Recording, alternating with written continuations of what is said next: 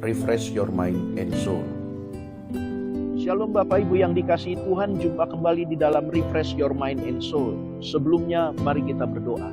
Bapa di surga, Bapa dalam nama Yesus kami mau mendengarkan firman-Mu, tolong kami melakukannya. Dalam nama Yesus kami berdoa, amin. Bapak Ibu yang dikasihi Tuhan, kebenaran firman Tuhan hari ini terambil dari Injil Matius pasal yang ke-8 ayat 33 sampai 34. Demikian firman Tuhan. Maka larilah penjaga-penjaga babi itu, dan setibanya di kota diceritakannya segala sesuatu, juga tentang orang-orang yang kerasukan setan itu. Maka keluarlah seluruh kota mendapatkan Yesus, dan setelah mereka berjumpa dengan dia, mereka pun mendesak supaya ia meninggalkan daerah mereka. Bapak Ibu yang dikasihi Tuhan, kebenaran firman Tuhan yang tadi telah kita baca memberikan kepada kita satu pelajaran yang penting. Pelajaran tentang orang-orang yang mengabaikan keselamatan terhadap diri mereka.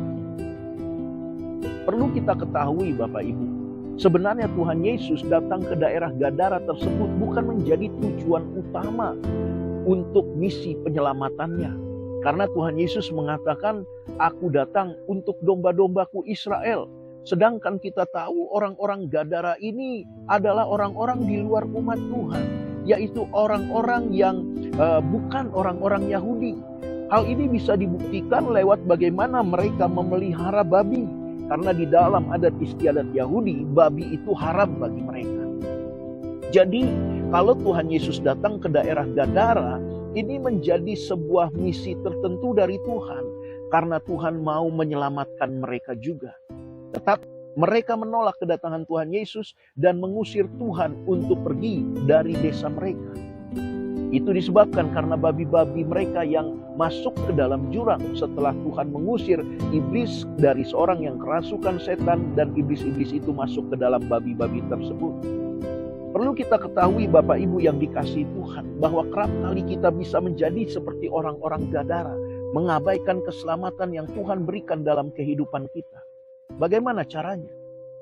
Yaitu dengan memandang bahwa harta dunia, materi, dan segala sesuatu yang ada di dalam dunia ini memiliki nilai lebih berharga dibandingkan Yesus. Kalau itu terjadi, kalau sampai harta duniawi ini dan dunia bersama dengan segala isinya mendapatkan tempat melebihi Yesus, maka kita akan abai terhadap kehadiran Yesus sendiri dalam hidup kita. Kalau seseorang sudah mengabaikan kehadiran Yesus di dalam hidupnya, maka mereka pun bisa mengabaikan keselamatan yang Tuhan berikan. Mereka akan lebih mencintai dunia, mereka akan lebih mencintai materi, mereka akan lebih mencintai apa yang ada di dalam dunia ini dibandingkan Yesus. Bahkan lebih parah lagi, bisa menjual Yesus untuk kesukaan mereka. Bisa menjual Yesus untuk apa yang mereka anggap lebih berharga dari Yesus. Mari pastikan Tuhan Yesus mendapat tempat yang pertama di dalam hidup kita. Pastikan Yesus sebagai yang paling berharga dari apapun dalam hidup kita. Kalau itu yang terjadi, maka kita tidak akan pernah melepaskan Yesus. Ingat dengan baik bahwa kehilangan Yesus berarti kehilangan keselamatan. Itu sebabnya Bapak Ibu, mari kita pertahankan iman kita di dalam Yesus. Jadikan bahwa dia lebih berharga dari apapun yang ada dalam dunia ini. Ingat satu hal, semua yang ada dalam dunia ini bahkan berasal dari dia. Tetap bersukacita, Tuhan Yesus memberkati. Mari kita berdoa. Kami bersyukur untuk firman-Mu.